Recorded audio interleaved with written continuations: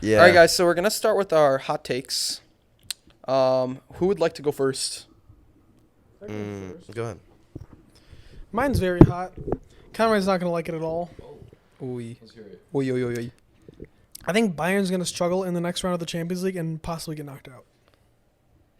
I low-key agree with that. I mean, Really? Our defense is low-key in shambles right now. I don't know if the high line along with three in the back is the way to go. Wow, I thought you were especially if you have Pavard and Soule, which are probably the slowest players on the team. I thought you were going to be on my playing those case. positions. I'm not gonna lie. I agree with you. Wow. I completely agree. I agree. Listen, I don't know if that's hot. I thought you guys, well, because not- the 7-1, I thought you guys were going to be on my case. 7-1 against Salzburg. Come on, That's man. what I was going to bring up. This was expected.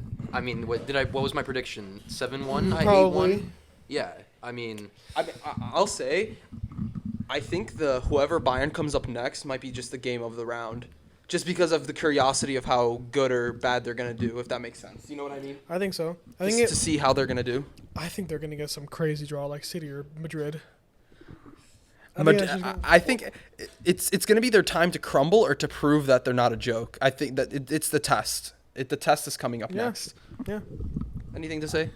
no, I agree with you. That honestly wasn't that hot. Maybe a little Interesting. sizzly, if anything, but I was really expecting to get flamed. nah. I mean, Well, like on that, I don't really know. I don't watch Bayern. I'm not gonna pretend like I watch Bayern like crazy, but I'm guessing if you're saying that it's a good possibility. I mean, didn't we like lost/tied the past couple weeks? They have been on really bad form. Like they've been tying losing games. Yikes. Thomas Müller. I really want to see them playing Real Madrid next round. Come in the frame. Come in the frame.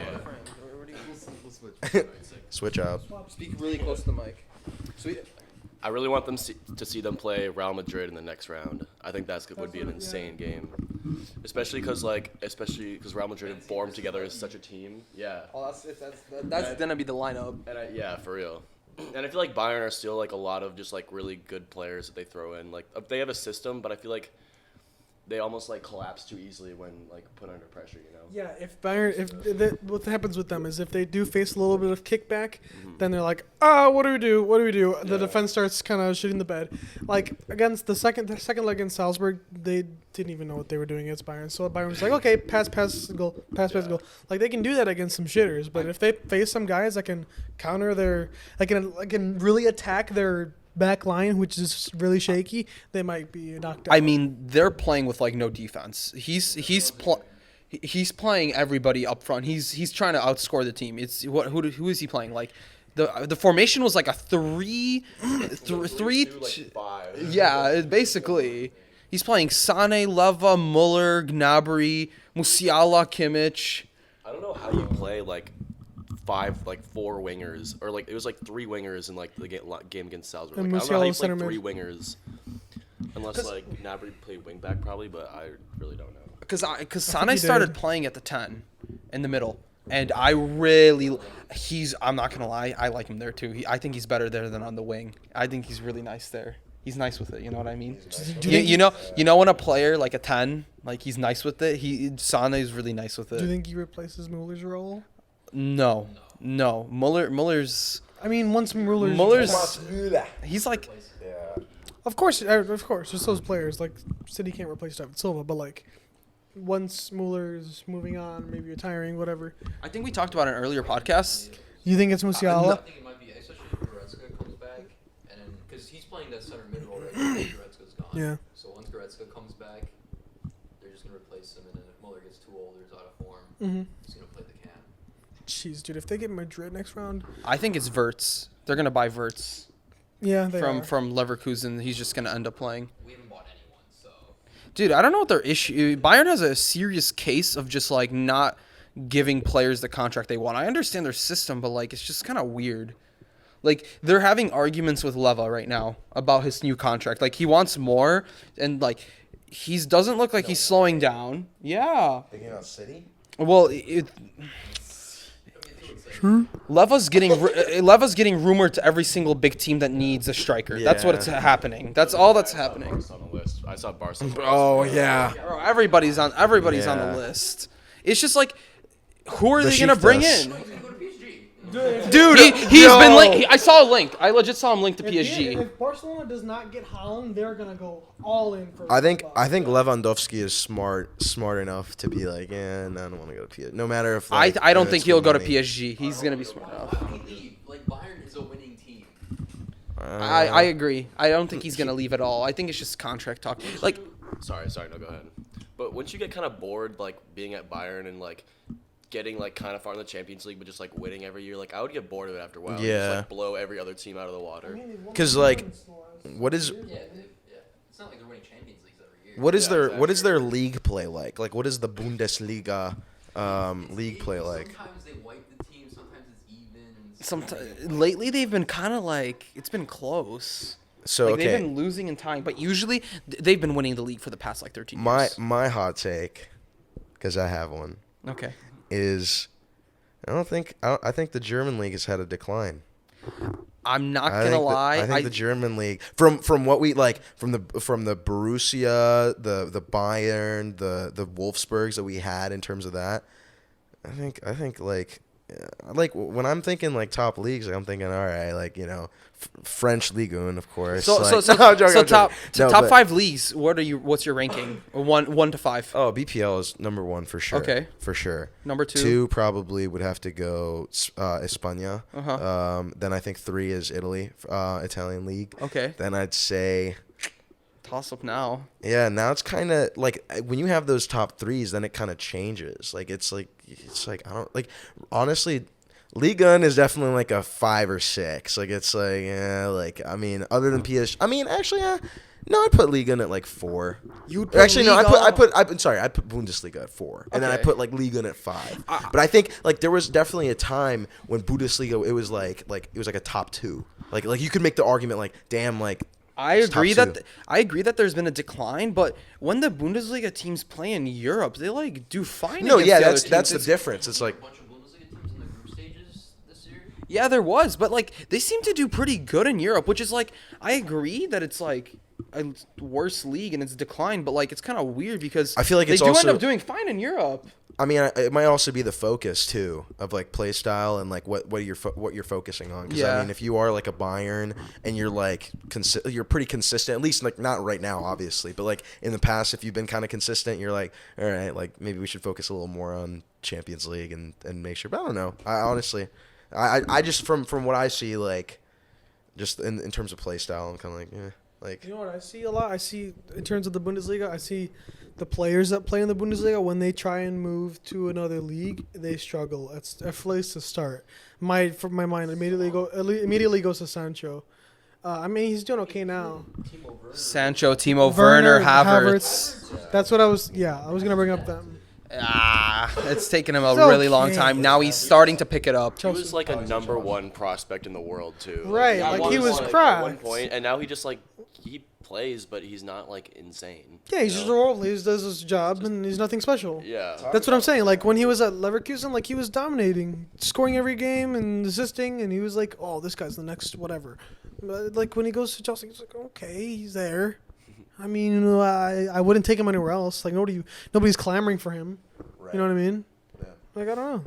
It's interesting. I think that's pretty fair what you said, James, to be honest. Okay. I'll move on to mine, I guess. Okay.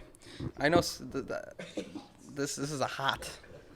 Joel Matip. This is based off the new look, he's already getting pressed. This guy's a He's already merchant. pressed. This Okay? guy is a FIFA merchant. He's already pressed. FIFA merchant.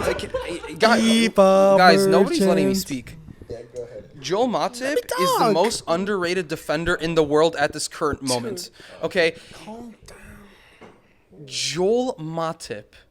Everybody, oh, Virgil van Dijk this, Virgil van Dijk that. Guys, who's playing next to him? If you genuinely do watch the Liverpool games, the way he drives the ball forward, it gets Joe involved. Maldini. Joe Maldini. Gets involved into the attack, keeps the backline stable. Van Dijk has been great. Don't get me wrong, but I think secretly Joel Matip is what keeps it all together. Okay, that's what it is. I think he just doesn't get the respect he deserves, to be honest. I agree with that. I actually do. I thought you were gonna say at first. I thought you were gonna say Joel Matip is the best center back in the Premier League of the world. no, And I was no, about to laugh. Like, no way. I just think he gets disrespected and doesn't get the respect that he deserves for what he does. Like, Yeah. I think he's better than what people think he is. No, you see his like dribbling going forward. Like he runs past like 3 players, and everyone's like what? Why is your center back like running into the final third? It And works. He it's takes like, out yeah. like he goes past the full line of their attack and like into their midfield and just makes everybody's job so much easier. Yeah. What I'll say about this is, at first I wanted to laugh at you and disagree, but now that I think about it, Joel Matip is what Laporte thinks he is. Oh, with dribbling through and Just forward. dribbling and just like being solid and so Laporte not is very mid. mistake-prone. Is the mid Matip. I hate Laporte. I'm just being dead honest. He was okay for 2 seasons, but this guy makes a mistake every time he touches the ball, except unless it's a pass, or even when he's not touching the ball. Like he can't mark, he can't win a header. He's getting bodied by 120-pound strikers. Like, as soon as He is horrendous. he changed to Spanish, he's like shambles. Like, I don't know, man. Like, and Matip, fair play. He's solid. He just does his job, and he's whatever. I just think he should get more respect. You know what I mean? He's not rated as high as he should be. That's what I'm trying to say. Sure.